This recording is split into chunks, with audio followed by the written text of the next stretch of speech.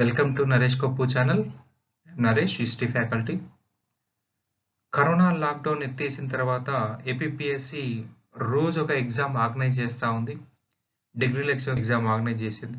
ఒక VRO, ward sanitation, ward data entry, okay, అట్లా one by one exam organise చేస్తూ ఉంది.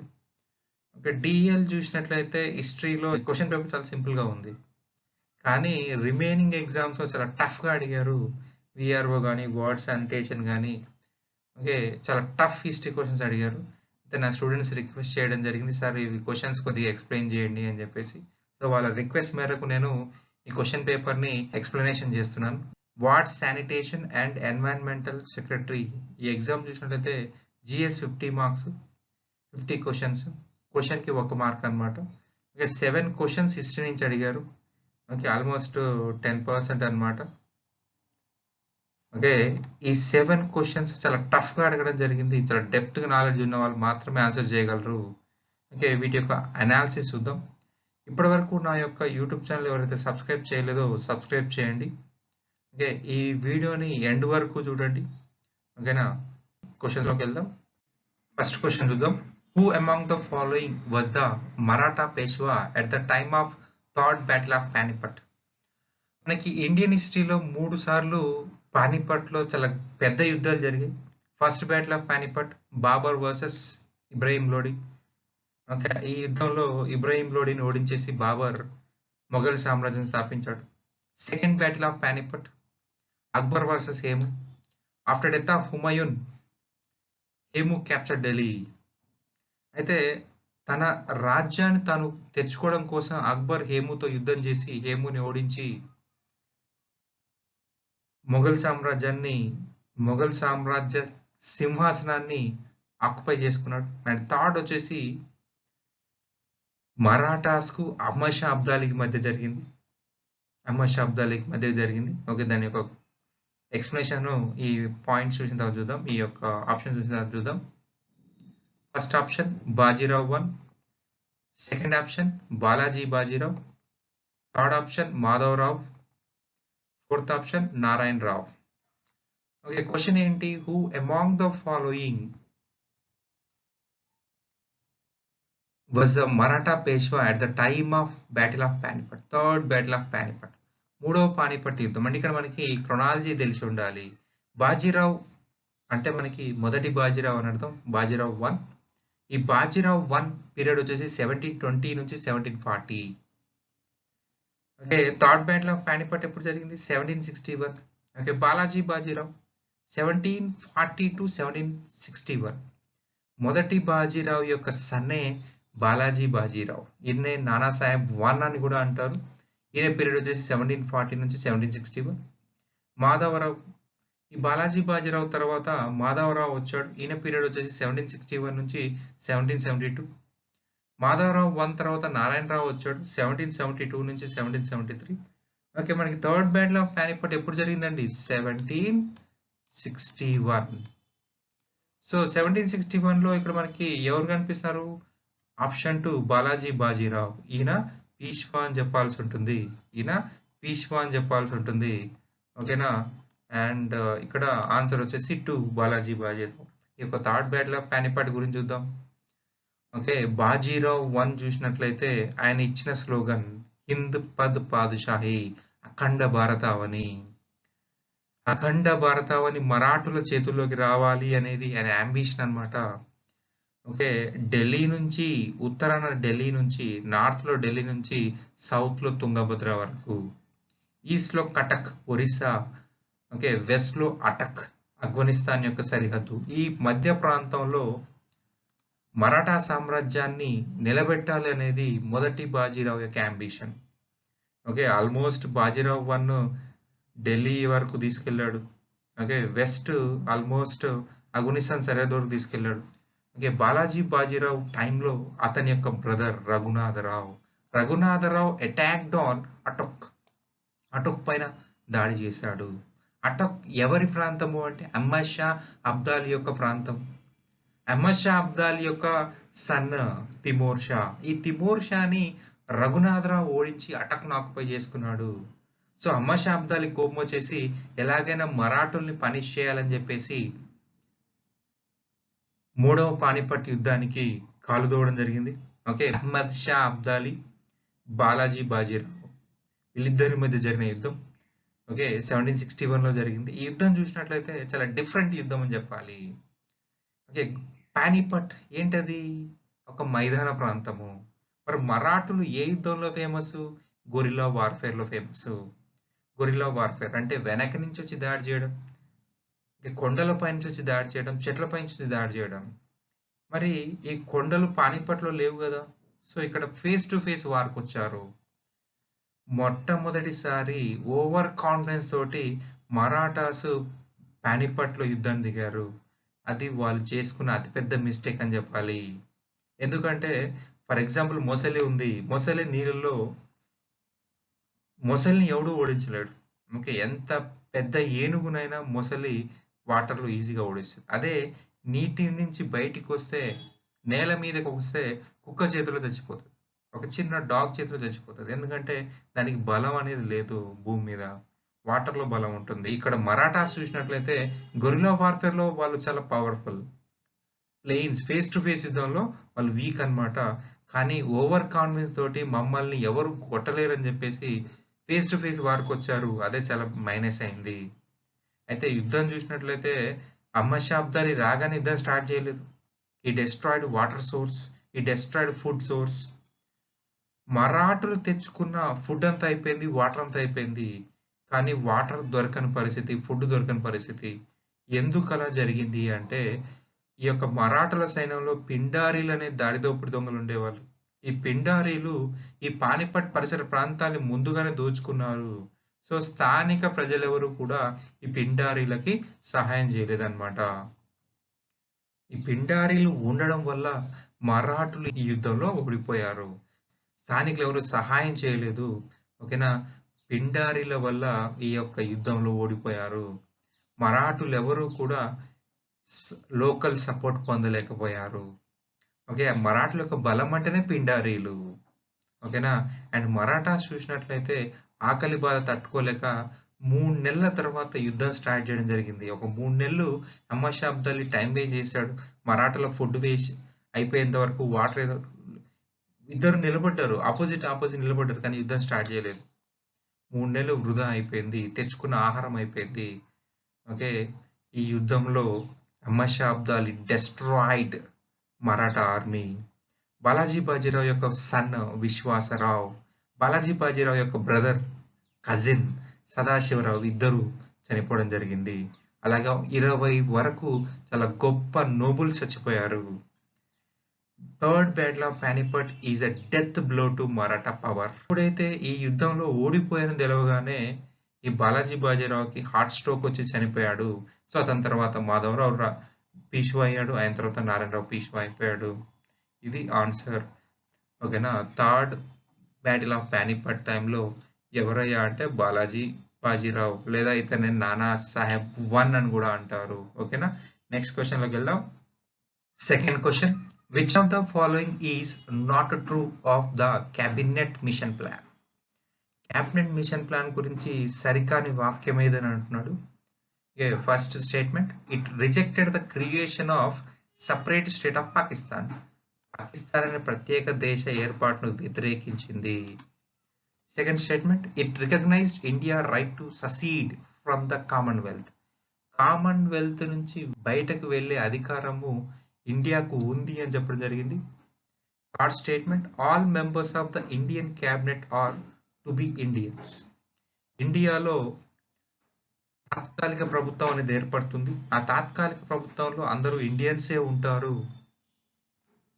Fourth statement, it gave scope to the communal representation. మత ప్రాతిపదికన దేశం విడిపోతుంది అన్నాడు. ఓకే. ఈ స్టేట్మెంట్ చూసినట్లయితే పాకిస్తాన్ని ఈ యొక్క క్యాబినెట్ మిషన్ ప్లాన్ యాక్సెప్ట్ చేయలేదు. సో ఈ ఫస్ట్ స్టేట్మెంట్ కరెక్టే. సెకండ్ స్టేట్మెంట్ చూసినట్లయితే కామన్వెల్త్ నుంచి వెళ్ళిపోయే అవకాశం ఇండియాకి ఇచ్చింది. సెకండ్ స్టేట్మెంట్ కూడా కరెక్టే. ఇక తాత్కాలిక ప్రభుత్వం ఏర్పాటు చేయమని అడిగింది.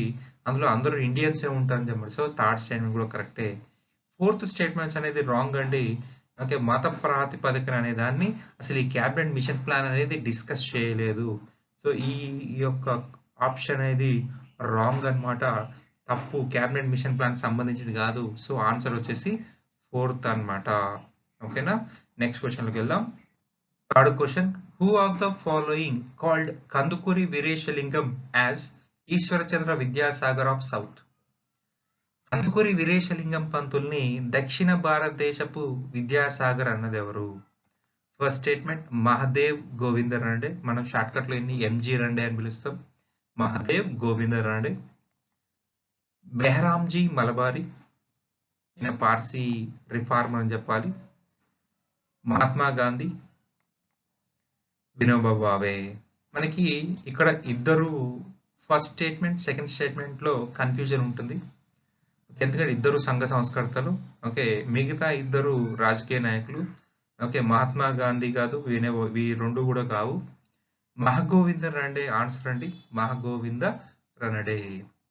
MG Ranade south Indian Vidyasagar అని చెప్పేసి కందుకూరి వీరేశలింగంని పొగడడం జరిగింది. మహగోవింద రానడే వచ్చేసి he was a member of Prarthana Samaj.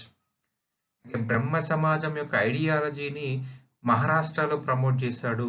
ప్రార్థనా సమాజ్ పేరుతోటి మహగోవింద రానడే. అండ్ బెహ్రాంజీ మలబారి చూసినట్లయితే ఈయన ఏజ్ ఆఫ్ కాన్సెంట్ బిల్లును తీసుకురావడం జరిగింది. కనీస వివాహ వయసు చట్టం. దీని ప్రకారము బాలికలకు గర్ల్స్‌కి 12 ఇయర్స్ మినిమమ్ మ్యారేజ్, బాయ్స్‌కి 14 ఇయర్స్ అన్నమాట. ఓకేనా? ఈయన బాంబేలో ఈ యొక్క సంఘ సంస్కరణ కార్యక్రమాలు చేపట్టాడు. మొదటిసారిగా బొంబాయి రాష్ట్రానికి కనీస వివాహ వయసు చట్టాన్ని తీసుకురావడం జరిగింది. ఓకే. అండ్ 12 సంవత్సరాలు గర్ల్స్‌కి, 14 సంవత్సరాలు బాయ్స్‌కి మ్యారేజ్ వయసుని చట్టం ద్వారా నిర్ణయించడం జరిగింది. ఈయన సేవా సదన్ వంటి ఒక సోషల్ ఆర్గనైజేషన్ కూడా రన్ చేశాడు బెహ్రాంజీ మలబారి. ప్రముఖ పార్సీ సంఘ సంస్కర్తగా చెప్పుకోవచ్చు. ఓకే. నెక్స్ట్ క్వెషన్ చూద్దాం. Fourth question. Who of the following in his book thoughts on linguistic states advocated that Hyderabad along with Secunderabad should be declared as a second capital of India? భారతదేశానికి రెండవ రాజధాని హైదరాబాద్ ఉండాలి అని చెప్పేసి చెప్పింది ఎవరు? అయితే క్వెషన్‌ని కొద్దిగా సాగదీశాడనమాట. జనాల్ని ఓకే. కన్‌ఫ్యూజ్ చేయడానికి గురి చేయడానికి ట్రై చేశాడు. అందులో ఒక పుస్తకం పేరు కూడా మెన్షన్ చేశాడు. Thoughts on linguistic states. Okay. భాషా ప్రయుక్త రాష్ట్రాలు. ఓకే. భాషా ప్రయుక్త రాష్ట్రాల పైన భావాల గురించి ఒక బుక్ రాశారు. ఆ బుక్‌లో ఇది మెన్షన్ చేశారు. మనకి డైరెక్ట్‌గా మనకి అడిగారనుకోండి ఈజీగా ఆన్సర్ చేస్తాం. బుక్ పేరు మెన్షన్ చేసేసరికి ఇంకెవరైనా ఉన్నారేమో అని చెప్పేసి భయపడిపోతాము. ఆప్షన్స్ చూద్దాం. First option doctor BR Ambedkar. Second option Syed Fazal Ali. Third option Sardar Vallabhbhai Patel.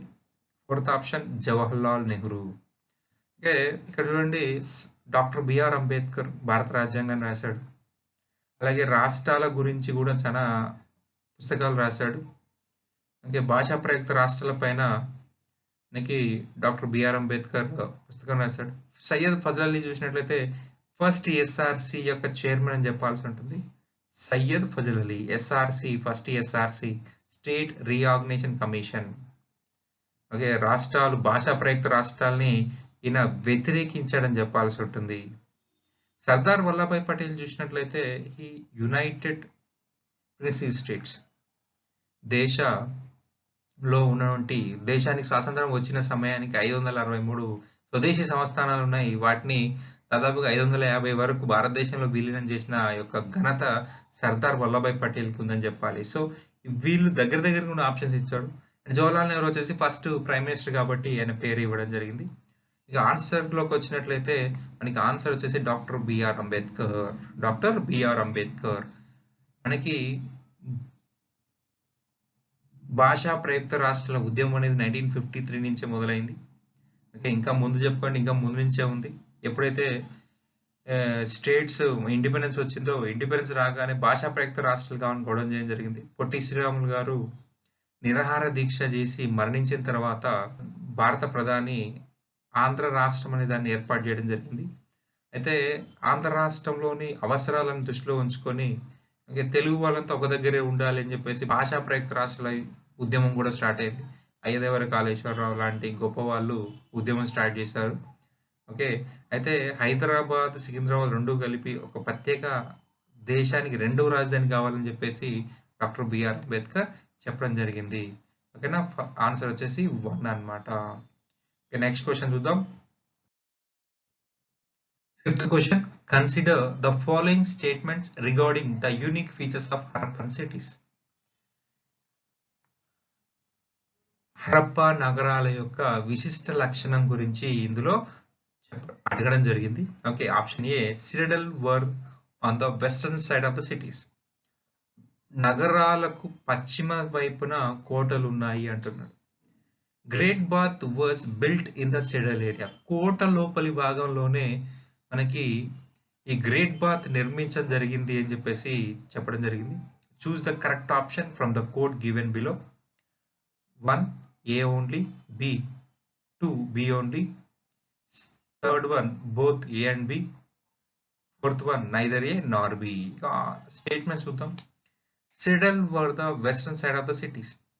Sindhu నాగరికత చూసినట్లయితే అనేక పట్టణాలు ఉన్నాయండి. ప్రతి పట్టణం కూడా మనకి రెండుగా విభజించబడింది. ఓకే. అయితే ఈ పట్టణాన్ని రెండుగా విభజించింది ఏందయ్యా అంటే కోట, citadel. They constructed a fort around western part.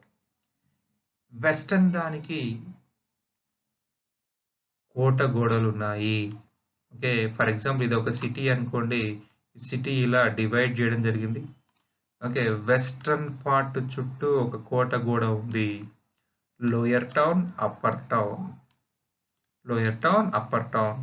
Lower town వచ్చేసి ఈస్టర్న్ పార్ట్, అప్పర్ టౌన్ వచ్చేసి వెస్టర్న్ పార్ట్. ఈ వెస్టర్న్ పార్ట్ చుట్టూ ఎత్తైన గోడలు ఉన్నాయి. ఈ గోడలు లేదా దీన్నే సిటడల్ అంటున్నాం. ఎందుకు కట్టారు అంటే అది జంతువుల నుంచి రక్షణ కావచ్చు. ఓకే. నది పక్కన కట్టారు కాబట్టి వరదల నుంచి తమను తాము కాపాడుకోవడం కావచ్చు. ఓకేనా? అండ్ శత్రువుల దాడి నుంచి కాపాడుకోవడం కావచ్చు. ఏదైనప్పటికీ వెస్టర్న్ సైడ్ కి మాత్రము కోట ఉంది. అండ్ సెకండ్ ఆప్షన్ చూసినట్లయితే గ్రేట్ బాత్. గ్రేట్ బాత్ అనేది ఎక్కడ లభించింది అంటే మొహంజాదారోలో. ఆ మొహంజాదారోలో ఓపెన్ ఏరియాలో ఉందా, కోట లోపల ఉందా అంటే సిటడల్ లోపలనే ఉంది. సిటడల్ ఏరియాలోనే ఉంది. సో ఆన్సర్ ఏదవుతుందండి? Answer 3. Both A and B అనేది కరెక్ట్ ఆన్సర్ అవుతుంది. బోత్ ఏ అండ్ బి అనేది కరెక్ట్ ఆన్సర్ అవుతుంది. ఓకే. నెక్స్ట్ క్వశ్చన్ ఎక్స్ప్లెనేషన్ చూద్దాం. 6th question. Who founded the city of Mamallapuram, also known as Mahabalipuram? పల్లవుల కాలంలో ఈ యొక్క నగరం నిర్మించబడిందండి. పల్లవుల కాలంలో సాంస్కృతిక రాజధానిగా కూడా అభివృద్ధి చెందింది మామల్లాపురం లేదా మహాబలిపురం. ఇది ఒక తీర పట్టణము. ఓకే. షోర్ టెంపుల్ అని చెప్పాలి. షోర్ సిటీ అని చెప్పుకోవాల్సి ఉంటుంది. ఇక్కడ అనేక టెంపుల్స్ ఉన్నాయి కాబట్టి షోర్ టెంపుల్ సిటీ అని చెప్పుకోవాలి. ఆప్షన్ చూద్దాం. First option Simha Vishnu, second option Narasimhavarma 1, third option Narasimhavarma 2, fourth option Parameswara Varma 1. Okay. Narasimhavarma 1 ఇక్కడ ఫస్ట్ సింహ విష్ణు దగ్గర నుంచి చూద్దాం. Simha Vishnu he was the founder of Pallava dynasty. Okay. పల్లవుల యొక్క మూల పురుషుడు అని చెప్పాల్సి ఉంటుంది. ఓకే. ఈయన టైంలో పెద్దగా టెంపుల్స్ ఏం కన్స్ట్రక్షన్ లేవు. ఓకే. నరసింహవర్మ 1 చూసినట్లయితే ఈయన యొక్క టైటిల్ వచ్చేసి మామల్ల.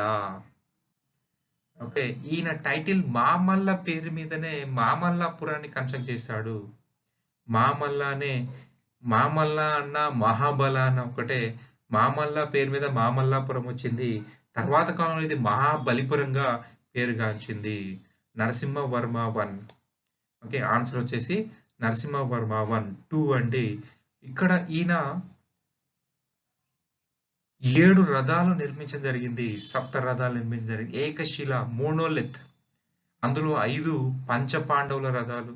ధర్మరాజు, అర్జున, భీమ, Nakula Sahadeva and Draupadi.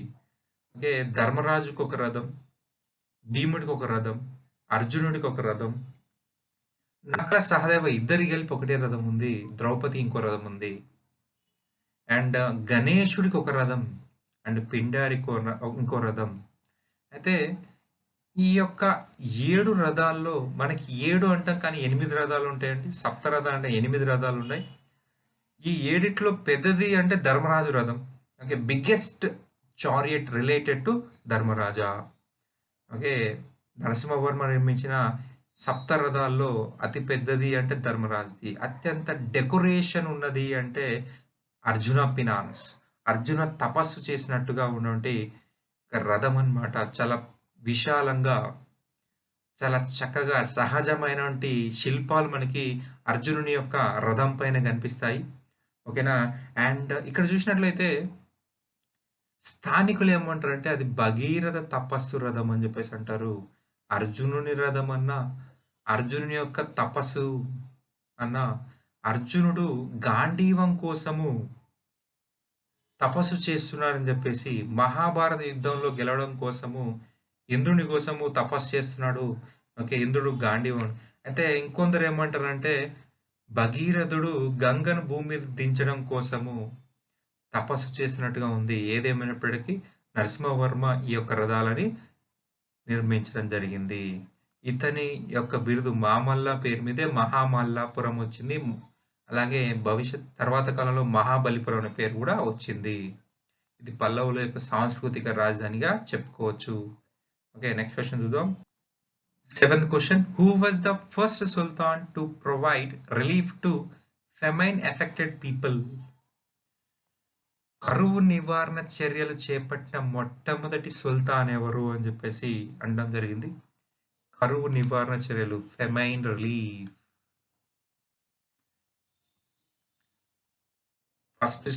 First option Alauddin Khilji.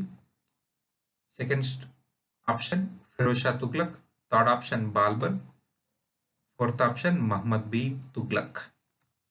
ఇక్కడ చూసినట్లయితే భారతదేశంలో కరువు నివారణ చర్యలు చేపట్టిన మొదటి రాజు అంటే మహమ్మద్ బిన్ తుగ్లక్ వస్తాడు.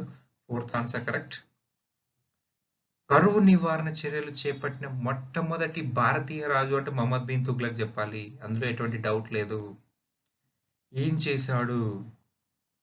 దాదాపుగా గంగా యమునా ప్రాంతంలో 60 మైళ్ళ అడవిని కట్ చేయించి దాన్ని వ్యవసాయ భూమిగా మార్చి రైతులకు ఉచితంగా దానం చేశాడు. దానివల్ల ఏమవుతుంది? వ్యవసాయం అభివృద్ధి చెందుతుంది. వ్యవసాయం అభివృద్ధి చెందితే కరువు అనేది ఆగిపోతుంది. ఎక్కడైతే అనాథలు ఉంటారో, ఎక్కడైతే పేద ప్రజలు ఉంటారో అక్కడ తన సొంత డబ్బులతోటి ఆహారం వండించి ఆహారాన్ని పేద ప్రజలకు ఇచ్చాడు. పేద ప్రజలకి ఇవ్వడం జరిగింది. తన సొంత వంట వాళ్ళతో వంట వండిపించి ఇవ్వడం జరిగింది. అలాగే భారతదేశ చరిత్రలో క్రాప్ లోన్స్, తక్కావి లోన్స్ అంటాం. క్రాప్ లోన్స్ ఇచ్చిన మొట్టమొదటి రాజు అంటే మహమ్మద్ బిన్ తుగ్లక్. మనకి అంతకన్నా ముందు అశోకుడు, హర్షుడు వీళ్ళంతా ఉన్నారు. వీళ్ళు పంట రుణాలు ఇచ్చారంటే ఇవ్వలేదు. ఓకే. మహమ్మద్ బిన్ తుగ్లక్ని పిచ్చోడు అంటాం, కానీ రైతుల కోసము ఈయన అనేక కార్యక్రమాలు చేపట్టాడు. అందులో ముఖ్యమైనది పంట రుణాలు. ప్రస్తుతం గవర్నమెంట్స్ క్రాప్ లోన్స్ ఇస్తుంది. ఆ క్రాప్ లోన్స్ అనేది ఎక్కడి నుంచి స్టార్ట్ అయిందంటే మహమ్మద్ బిన్ తుగ్లక్ టైం నుంచే. అందరూ ఈయన పిచ్చివాడు అంటారు, కానీ విధి ఇతనికి సపోర్ట్ చేయలేదు. కానీ ఈయన చేసిన ప్రతి పని కూడా ప్రస్తుతం మనం ఉపయోగిస్తుంది. ముఖ్యంగా చూసినట్లయితే టోకెన్ కరెన్సీ. ప్రస్తుతం మనం వాడేది టోకెన్ కరెన్సీయే. ఓకే. ఫర్ ఎగ్జాంపుల్ 2000 రూపాయల నోట్ ఉంది. 2000 రూపాయల నోట్ తయారు చేయడానికి ఎంత ఖర్చు అవుతుంది? మహా అంటే 2 రూపీస్. మరి దాని వాల్యూ ఎంత? 2000. 1998 రూపాయలు ఆర్టిఫిషియల్గా ఇచ్చాం. మహమ్మద్ బిన్ తుగ్లక్ అదే పనిని అప్పుడే చేశాడు. అంటే ఆ కాలానికి సరిపోవు, కానీ ఈ కాలం సరిపోతున్నాయి. చాలా ముందుగా 600 సంవత్సరాలు ముందుగా ఆలోచించాడు మహమ్మద్ బిన్ తుగ్లక్. ఓకే. ప్రజల సంక్షేమానికి చాలా చాలా ప్రాధాన్యత ఇచ్చాడు. సింపుల్గా చెప్పాలంటే 1 క్రాప్ లోన్స్ ఇచ్చాడు. 2 పంట పొలాలను అడవిని కట్ చేసి పంట పొలాలుగా మార్చాడు మహమ్మద్ బిన్ తుగ్లక్. ఓకే. అలాగే ఆహారాన్ని వండించి పేద ప్రజలకి అందించడం జరిగింది. Thanks for watching. Please like, share, comment and subscribe my YouTube channel, Naresh Kapoor channel. మీరు మా వీడియోలు రెగ్యులర్గా మీకు నోటిఫికేషన్ కింద రావాలంటే సబ్స్క్రైబ్ పక్కన ఉండి బెల్ ఐకాన్ ప్రెస్ చేయండి. ఓకే. అలాగే ఈ వీడియో ఎలా ఉందో మీ యొక్క ఒపీనియన్‌ని కామెంట్ రూపంలో తెలియజేయగలరు. Thank you.